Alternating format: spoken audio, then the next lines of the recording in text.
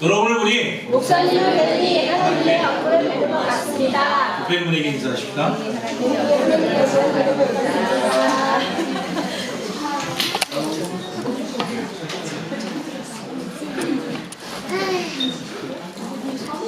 약속하신 것을 기다리라 지금으로 하나님의 말씀 선포합니다. 지난주는 되게 바빴던 것 같아요. 지난주 토요일날은 아시는 것처럼 가평에 철로역정 순례길을 다녀왔고, 또 주일날은 긴급히 또 교회 오빠 영화를 보러 갔었고, 그렇죠? 또 월요일날도 영어의 삶의 터전을 가셨고, 저는 월요일날 그 서울에서 CBSI라고 하는 성경공부 세미나가 있어서 서울에 다녀왔습니다. 지금 갔더니요, 미국에서 그걸 총괄하는 총재 가족들이 가족들이 할아버지, 부모, 그 다음에 손녀까지 해가지고 한국에 왔어요. 들어보니까 다 자비랑이더라고요. 자기가 스스로 다 금액을 내고 이렇게 세미나를 하는데, 그 세미나를 이렇게 홍보를 안 했기 때문에 저도 아는 사람한테 통해서만 갔으니까 저까지 포함해서 3명이 왔어요. 스텝이 열 몇 명인데, 열 몇 분이신데 들은 게 3명이에요.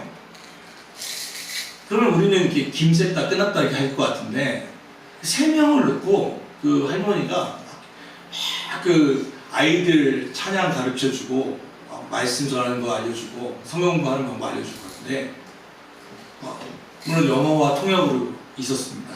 저는 통역이 그렇게 필요하진 않았지만 예, 그 웃음의 의미를 잘 알고 있습니다. 그런데 정말 3명 놓고 막 하는데 이렇게 강의를 하시다가 우시는 거예요. 사람이 적어서 우는 게 아니라, 여러분 3명이 가셔서 복음을 전하시면, 아이들을 위해서 잘 가르쳐주면 그 아이들이 어떻게 될까를 생각하니까 감동이 된다고 하면서 막 우는 거예요. 그거 보다가 막 저도 같이 울었어요. 그러니까 그들이 관광하러 온 게 아니라 선교하러 자기 온 가족들 다 데리고 자기 돈을 다 내서 먼 유방에 와서 또 3명을 놓고 하루 종일 선교를 이렇게 세미나를 진행하는데, 그러면 나 같으면 되게 실망하고, 하나님 이게 뭡니까? 이렇게 좀 따지면서, 또 주최 측에 이게 뭐냐, 좀 사람 좀 홍보 좀 하시 뭐 이랬을 것도 같은데, 전혀 개의치 않고 정말 3명을 한 300명처럼 섬기고 그들 열정을 보이는 거 보면서 이렇게 정말 많은 것을, 그 내용보다도 그들의 섬김의 모습을 보면서 마음의 감동을 하며 돌아왔던 그 경험들이 있습니다. 그래서 아주 월 3일 동안 아주 은혜 가운데 어떻게 살아야 할까를 생각하게 되었습니다. 오늘은 성령 강림절 한 주 전입니다. 아시는 것처럼 사순절 40일이 지나고 부활절과 함께 기쁨의 50일이 시작되는데, 마지막 제주인 7째 주인 오늘은 특별히 이 설교를 해야만 합니다. 왜냐하면 예수님이 그렇게 하셨기 때문에 그렇습니다. 예수님은 40일 동안 부활하시고 40일 동안 제자들과 함께 하시고 40일 만에 올라가셨습니다. 그러면 왜 기쁨의 50일이라고 합니까? 열흘이 비잖아요. 40일 동안은 주님이 함께 하셨으니까 기쁨의 날이라고 치고, 열흘 동안은 안 계셨잖아요. 그리고 이제 50일이 지나면, 10일이 지나면 오순절, 50이라는 뜻이잖아요. 성령님이 오시는 오순절이 시작되거든요. 그 열흘 동안이 비어요. 그런데 그것을 우리는 기쁨의 50일이라고 한다는 말이죠. 왜 열흘이 빕니까? 그때 뭐 했습니까? 예수님이 계시지 않는데 성령을 기다린 주간입니다. 성령을 기다린 열흘 동안 기도한 그 자리, 그 시간이 바로 오늘 같은 40일, 마지막 10일째입니다. 그래서 우리가 다음 주 성령 강림절을 준비할 때 우리가 해야 할 것이 있다면 기도하는 것입니다. 성령을 간절히 사모해야 하는 것입니다. 오늘은 그렇기 때문에 오늘 이 말씀을 다시 한번 여러분께 전하게 됩니다. 한 우물에요. 한 마을에 우물 파는 두 사람이 있었대요. 근데 한 사람은 우물을 파기만 하면 무조건 물이 나오는데요. 그리고 어떤 사람은 물을 한두 번 이렇게 우물을 파다가 안 나오면 또 가고 해서 성공할 때도 있고 실패할 때도 있대요. 복불복인데, 이 사람 한 명은 무조건, 이 사람이 파면 무조건 나온대요. 이유가 뭘까요? 나올 때까지. 네, 나올 때까지 팠대요. 죽어라고 나올 때까지 팠대요. 그랬더니 나오더래요. 이거는 우리 쉽게 말하면 집중의 원리라고 하거든요. 이것만 보는 거죠. 우물만 파는 거예요. 다른 거에 마음을 팔지 않고 하나의 목표를 향해서 한눈 팔지 않고 집중하는 삶. 그 삶이 사실은 성공을 부르죠. 우리가 잘 알고 있는 이 오늘 본문의 말씀도 예수께서 말씀하신 그 한 가지에 집중했기 때문에 그래요. 여기서 퀴즈 합시다. 오늘 점심은 저희 목회자 과정에서 준비하는데 오늘 메뉴는 즉석 떡볶이입니다. 감사합니다. 선배님 감사합니다. 즉석 떡볶이입니다. 이 문제를 맞추시는 분에게는 만두사리 추가권을 드리겠습니다. 자, 마가의 다락방에서 제자들이 10일 동안 성령이 오시는 것을 기도했습니다. 그렇죠? 그러면 몇 명이 기도했습니까? 10명. 예? 마지막 11명. 마지막. 자기 이름을 걸고 손을 들어 표하시기 바랍니다. 김혜민. 김혜민 10명. 10명. 교사 누굽니까?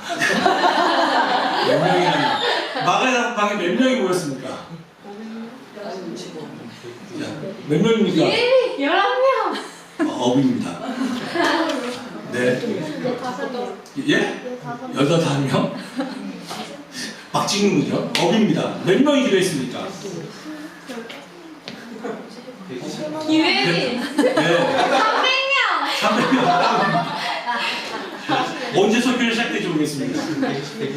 김혜민. 120명. 네, 120명입니다. 내가 땀이 난다. 120명입니다. 우리 아는 것처럼 13절 이하에는 예수님의 11명의 제자들과 예수님의 어머니 마리아, 그리고 예수님의 동생들도 함께 예배했다라고 해서 사람 숫자가 안 나올 것 같은데 사도행전 2절을 보면 120명의 성도들이 기도했다라고 되어 있습니다. 그런데 많은 학자들은 그렇게 얘기합니다. 원래 120명이 아니었다.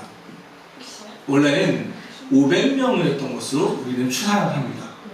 그 근거는 뭐냐면 고린도전에 보면 예수님께서 부활을 보여주신 사람을 얘기할 때 500의 형제와라는 말씀이 있습니다. 12제자와 함께 예수님이 장의 부활을 보여준 사람의 명단 중에 이름이 나오진 않지만 500여 형제에게 당신의 부활을 증거했다라고 되어 있거든요.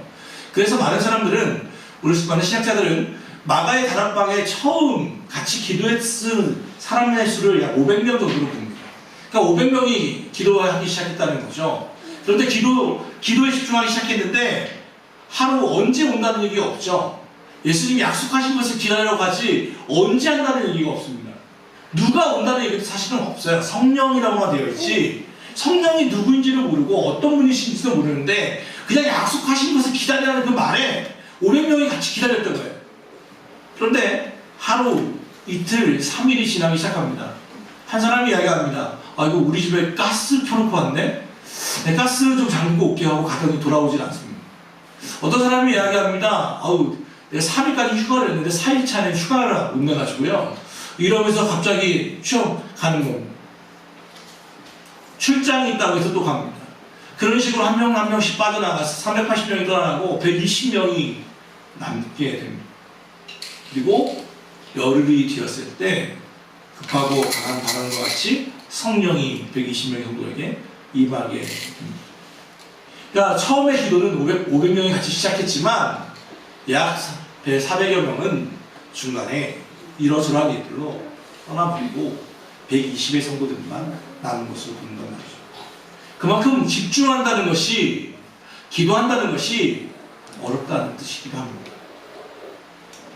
집중한다는 것, 한 우물을 판다는 것, 그게 성공의 비밀이라는 것을 우리가 모릅니까? 다 아시죠? 저도 마찬가지입니다.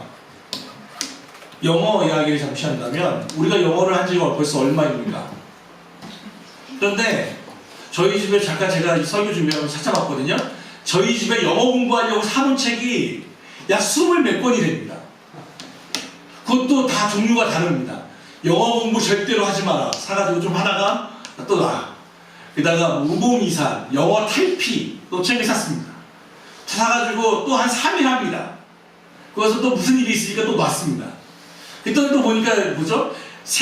영어를 세 단어로 한다 해가지고 또 샀습니다. 하여튼 영어에 관련된 베스트셀러 책이 나오면 제가 다 삽니다. 그리고 한 3일 합니다. 그리고 나서는 다시 꽂아놓습니다. 그건 쳐다도 안 봅니다. 그리고 다시 또 새로운 베스트셀러가 나오면 또 삽니다. 그럼 생각해 보십시오. 영어는 언어잖아요. 언어는 습관이에요. 그러니까 말을 해야 돼요. 시도를 해야 돼요. 집중해야 돼요. 이거 모릅니까? 알죠? 그런데 왜 안 됩니까? 아시는 분 저에게 좀 알려주세요. 왜 안 된다? 뻔한 거예요. 다른 길을 가기 때문에 그래요. 한 길로 가지 않고 다른 길을 가다 중단하고 가다 중단하니까 아무것도 되지 않는 거예요. 500명의 성도들이 그렇게 됐단 말이에요. 120명이 모였어요. 이들의 이야기를 잠시 더 해보려고 합니다. 한번 4절과 5절 읽어볼까요? 4절과 5절.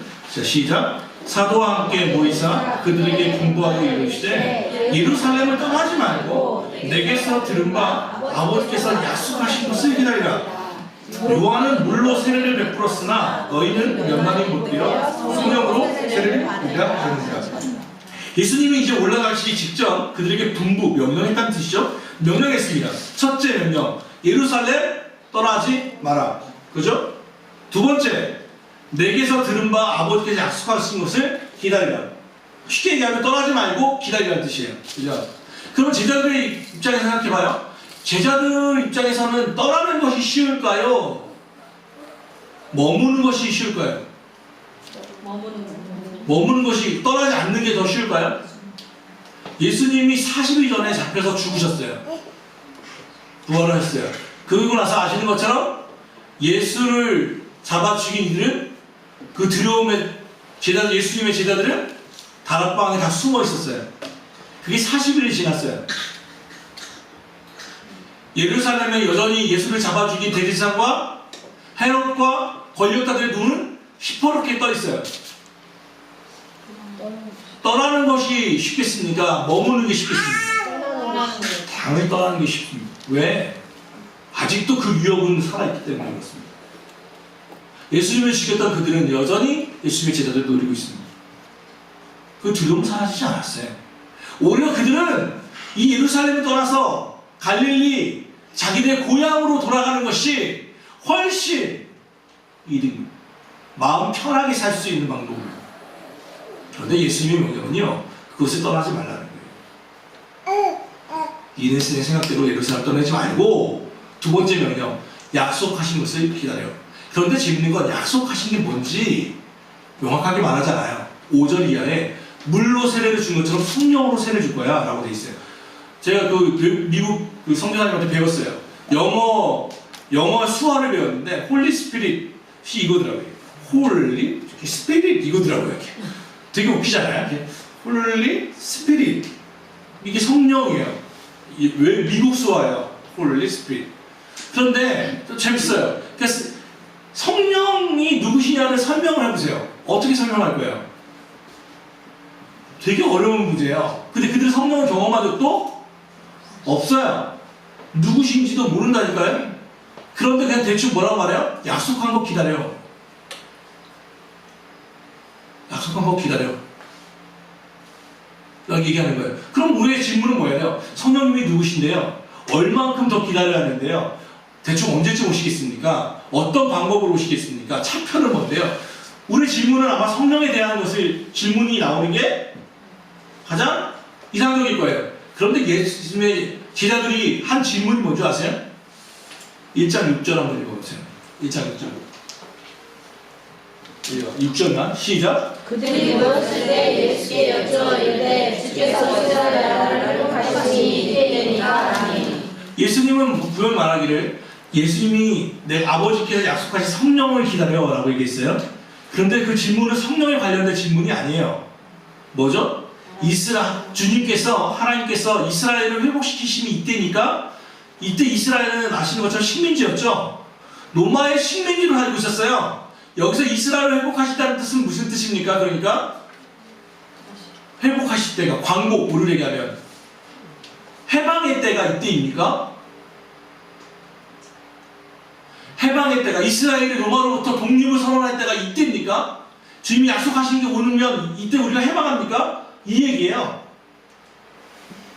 지금 하나님은 뭘 얘기, 예수님은 무슨 얘기하고 있냐면 성령에 대해서, 하나님의 영광에 대해서 얘기하고 있는데, 이 제자들이 지금 뭘 보고 있냐면 이스라엘 땅이 회복하는 게 이때입니까? 땅의 이야기를 하고 있는 거예요.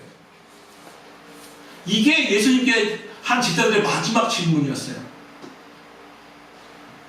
예수님은 성령을 기다리다가 마지막이고, 이들은 성령에 대한 문제가 아니라 이스라엘을 회복하시는 게 이때입니까? 우리 광복하는 게 이때입니까? 왜? 그는 그만큼 간절했거든요. 독립보다 강조하는 게 어디 있겠어요? 그러니까 이때입니까? 예수님의 이야기를 지금 귀담아 듣고 있는 모습 보이세요? 아니요. 우리 모습과 같지 않아요?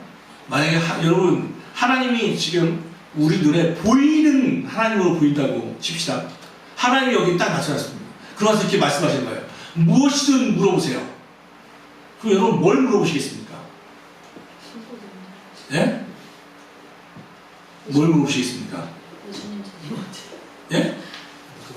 제가 정확하게 말씀해주세요. 제가 아시는 것처럼 이게 돌발성 난청이 와서 잘 안 들려요. 뭐라고 물어보시겠어요? 천국이 언제쯤? 천국이 언제쯤? 언제 옵니까? 당신이 죽으면 갑니다. 그건 이제 수련하는 대답할 것 같아요. 자, 언제 뭐라고 질문하시겠어요? 홀리한 생각하지 마시고, 예수님 딱 나오면 그 얘기 하지 않아요? 제가 언제쯤 결혼하겠습니까? 제 여자친구는 어디에 있습니까? 제가 어디로 가면 만나겠습니까? 예, 하나님, 제가 얼마 전 땅을 샀는데 이게 오를까요? 떨어질까요? 이 땅을 팔까요? 살까요? 제가 병이 나왔는데, 병이 들었는데 제가 이 병에서 나으시겠습니까? 참고로 어떤 의사분의 인터뷰를 보니까 미국 사람과 한국 사람이 당신은 암에 걸렸습니다 라고 얘기했을 때 반응에 대해서 이분이 인터뷰한 걸 봤는데, 한국 사람들은 무조건 첫 번째 질문은 그거예요. 당신은 암에 걸리셨습니다.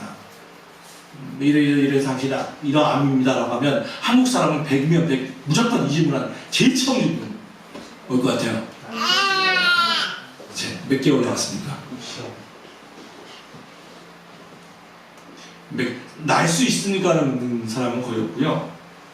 몇 개월 남았습니까? 다르대요. 정말 한국 사람들만 특별하대요. 몇 개월 남았습니까? 질문이요. 아마 우리도 그 질문하지 않겠어요? 하나님 하면 제가 몇 살까지 살겠습니까? 하나님께서, 하나님이 여쭤볼 게 사실은 우리는 땅의 문제에 대해서 이야기 많이 해요. 내가 먹고 사는 문제에 대해서 이야기해요. 내가 왜? 그게 항상 간절하기 때문에. 이스라엘 지도자도 그 얘기였어요. 언제 이스라엘을 회복합니까? 언제? 이 질문이 나쁘다는 것입니까? 아니에요. 이 질문에 나쁘다는 문제가 아니라 지금 대화의 포인트가 서로 어긋나고 있다는 것을 얘기하고 있는 거예요. 하나님은 성령에 대해서 하늘에 대한 이야기를 하고 있는데 여전히 제자들은 땅의 이야기를 한단 말이에요. 그때 예수님이 정말 단호하게 말해요. 7절 읽읍시다. 7절 시작. 이르시되 때와 시기는 아버지께서 자기의 권한에 주셨으니 너희가 알아야. 뭐라고요? 때와 시기는 누구의 손에? 아버지 손에 있으니까 너희가 알 바가 아니요. 청년들이 이거 알 바를 또 알바로 읽을까봐 걱정인데, 아르바이트 아니에요. 네가 알 바 아니다예요. 네가 알 바. 때와 시기는 너희들의 권한이 아니고 하나님의 권한이 있고 아버지의 권한이 있고, 니네가 해야 할 건 이 땅에 대해서 염려하고 걱정하고 근심하는 게 아니라 니네가 해야 할 거는 오직 성령이 너에게 임하시면 너희가 권능을 받고 예루살렘과 온 유대와 사마리아 땅까지 이르러 내 증인이 되리라. 성령의 임한 것을 기다리는 것, 그게 너희가 할 일이야 라고 말씀하고 있는 거예요. 우리가 사실은 많은 근심이 있죠. 하나님의 그 교회에 있는다고 하면서도 여전히 우리는 먹고 사는 문제에 대해서 관심이 많습니다. 그럴 수밖에 없죠. 우리는 땅에 뒤지고 사니까요. 그러나 우리의 눈은요, 하늘을 바라보고 살아야 돼요. 우리가 땅의 문제에만 계속해서 보면요, 요즘 애들이 그 좀비 모드라고 하더라고요. 애들이 핸드폰 가지고서 그 길을 다니잖아요. 그렇죠? 그러면서 많은 문제가 생기죠. 땅 보고 다니니까 저도 가끔 그러는데 그렇게 견눈질을 하니까 보이긴 보여요. 그런데 집중해서 보다 보면 갑자기 터널로 빠지기도 하고 교통사고 나기도 하고 정말 많은 문제가 있죠. 좀비라고 하는데 이러고 다니잖아요. 마찬가지라고 생각이 들어요. 우리가 땅에 산다, 디디고 산다고 해서 우리 눈이 계속 땅 것만 바라보면 이스라엘 회복할 때는 언제인가, 내가 이 회사에 언제까지 다닐 것인가, 내가 결혼할 때는 언제인가, 우리 집, 우리 월세에서 언제 전세로 가나, 언제쯤 우리의 살림살이가 나아지나, 나는 졸업 후에 무엇을 할 것인가. 이 문제가 나쁘다는 것이 아니고, 그런데 그것만 바라본다면 우리는 열려있는 터널에 빠질 수 있음을 기억해야 해요. 우리 지난주 교회 오빠를 봤을 때 그 고 이관희 집사의 고백에서 마음에 와닿았던 고백 중 하나가 그겁니다. 그가 그 극심한 고통을 당했을 때, 이제 임종이 얼마 남지 않았을 때 했던 고백을 혹시 기억하십니까? 그가 모르핀, 진통제를, 모르핀을 거부한 이유가 나왔죠. 내가 그 고통을, 그 극심한 고통을 그냥 맨 정신으로 받기를 원한다. 그 이유가 무엇이었습니까? 모르핀을 맞으면 정신이 몽롱해서 하나님의 말씀을 못 읽게 된다고.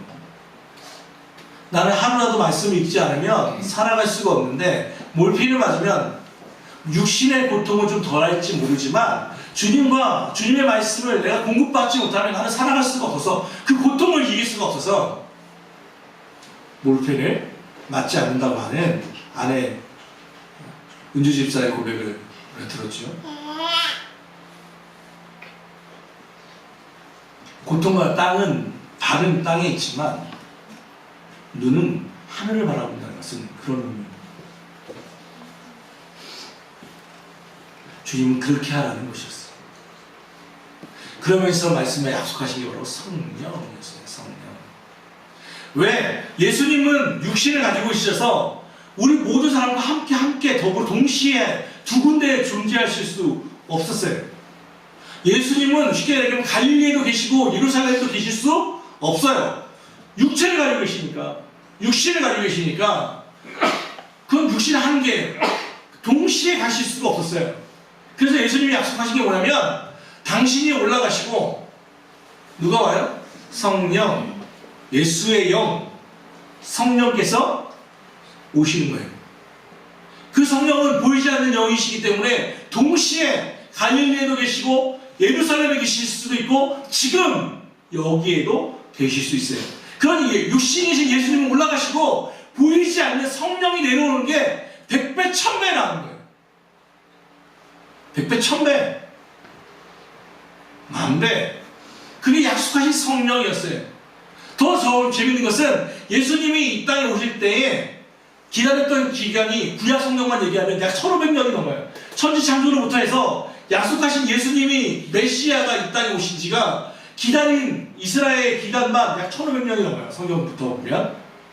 근데 예수님이 약속하신 성령님은 열흘만 기도하면 왔어요. 이건 엄청난 기간의 단축이잖아요. 근데 그것을 기다리지 못하다니. 아니, 거기 집중하지를 않는 거예요. 예전에 예수님의 제자들은 성경이 없었어요. 구약 성경 두루마리밖에 없었어요. 근데 우리는 이 성경책을 다 가지고 있죠. 그러나 주의 말씀을 보는 이는 극히 적어요. 극히 적어요. 지금만큼 말씀이 풍요로운 시기가 없어요. 말씀이 많았던 적이 있어요? 유튜브만 틀기만 하면 난다른다고 했던 설교의 대가이신 목사님들 설교가 쏟아져요. 성경은 이 책 없어도 돼요. 성경 스마트폰이면 역본, 수많은 역본으로 모든 성경을 다 보실 수 있어요. 이만큼 정보가 홍수였던 데가 없어요. 말씀에 대한 정보가 넘친 데가 없어요. 그런데 왜 그리스도인들의 수는 점점점 줄어가는 것입니까? 말씀은 넘어가는데, 말씀은 넘치는데, 말씀대로 살아가는 사람들은 극히 드물어져 가고 있어요. 아모스서에 얘기한 것처럼 말씀의 홍수 시대에 마실 물은 적은 시기예요. 마실 물이 없어요. 마실 물이.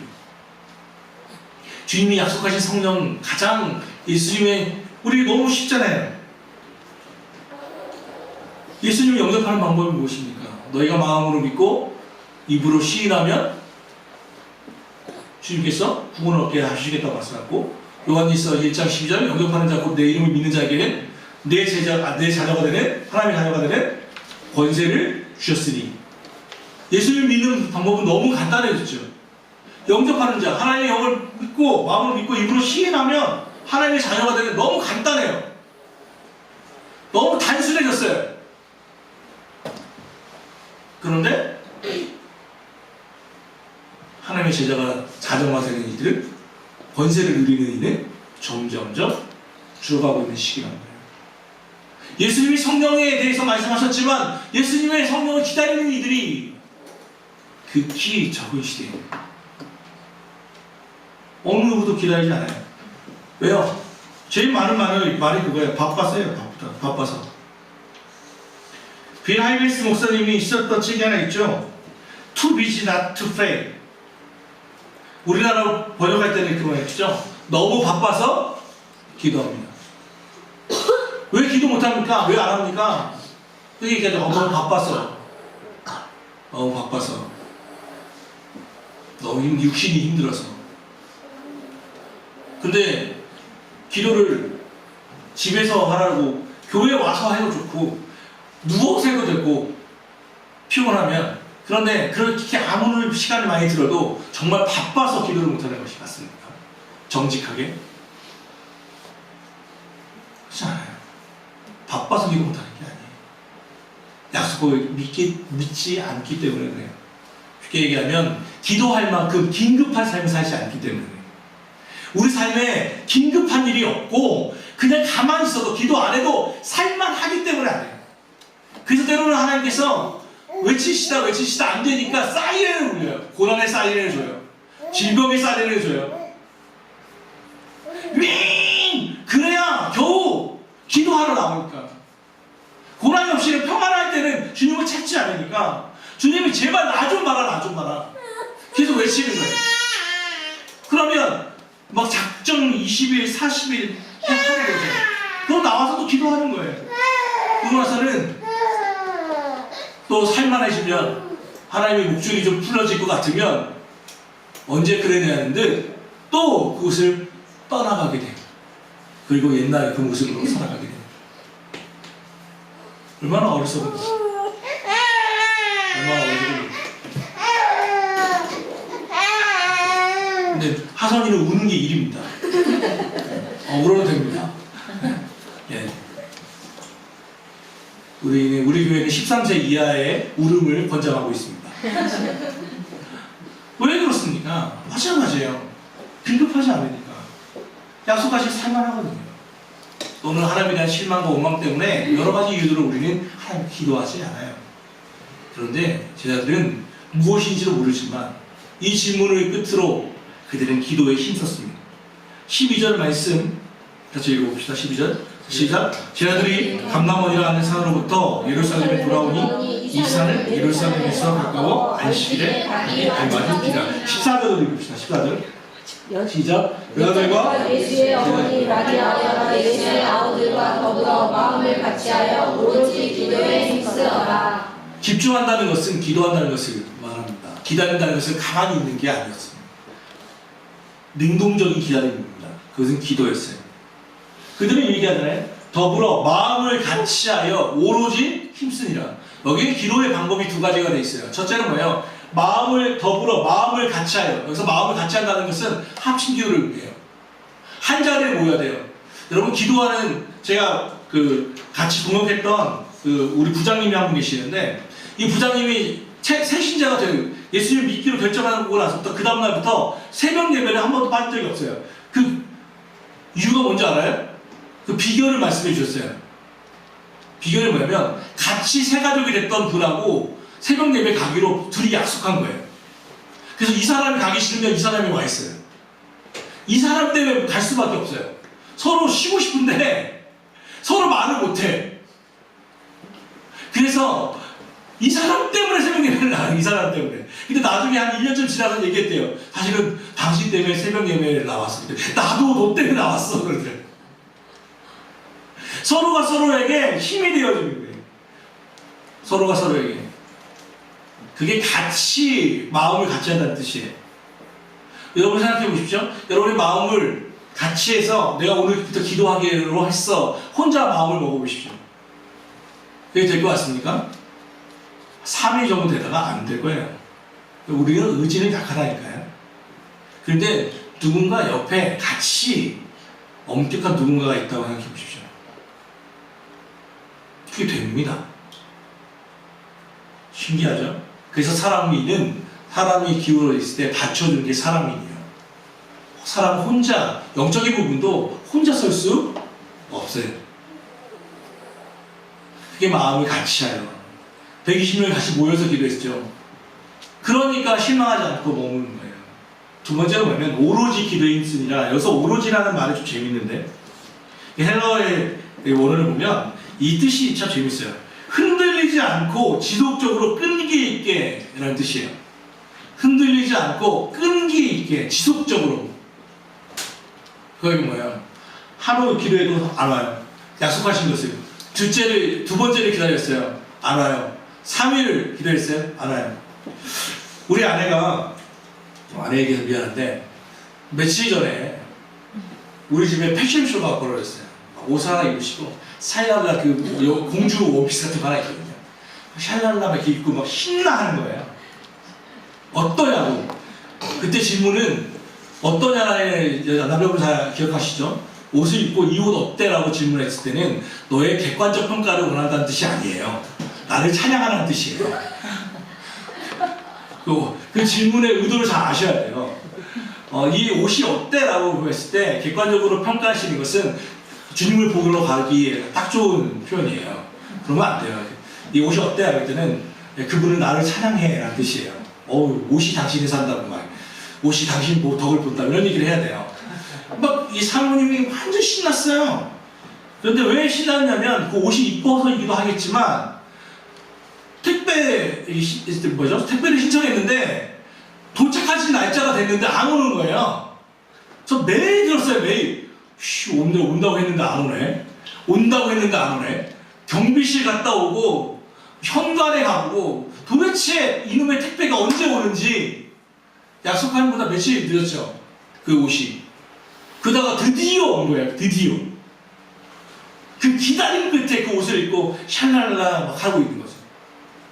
그래서 오늘 사실 그 옷 입고 가라고 했더니 뭐더라? 슬리퍼? 샌들이 맞는 또 샌들이 없으시다고 오늘 못 입고 왔어요.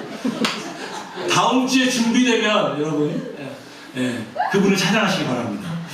이번 주에 샌들도 사야 돼요. 자, 아무튼 예수님이 약속하신 게 그런 거예요. 성령이 오신대요. 근데 언제 온다는 약속도 없어요. 그런데 옷 하나를 기다려도요.